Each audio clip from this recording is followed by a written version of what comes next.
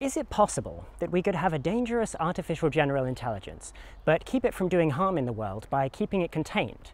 So like it's just on one computer, maybe talking to people, but without direct access to the outside world. One obvious problem with this is probably it could manipulate somebody into taking actions on its behalf, connecting it to the internet or sneaking it out of the building, something like that. But this has been the subject of some debate. Like, would an AI system actually be able to manipulate someone through a text conversation? Would anyone fall for something like that? I consider this question to be fairly clearly settled in the affirmative.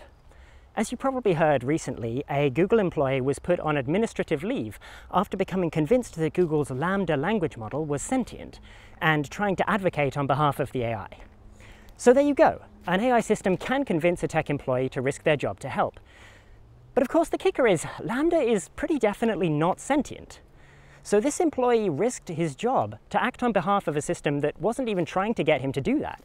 Wasn't really trying to do anything at all except predict the next token. Now I don't want to be overly harsh on this employee because I've read the transcript and it is pretty impressive.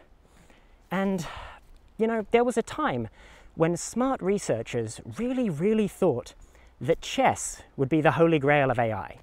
That if you could make an AI system that would beat humans at chess, then it surely would be a real artificial intelligence that thought the same way that humans thought. But it turned out that winning at chess didn't require anything like that level of sophistication. Later, people thought that convincing a human in conversation would be sufficient, but no, it turns out that having a really compelling conversation about your subjective experiences doesn't actually require any subjective experiences. That kind of conversation is just not sufficient evidence. But given that, what would be sufficient evidence? How could we test for something like sentience or consciousness? That's an interesting question to me.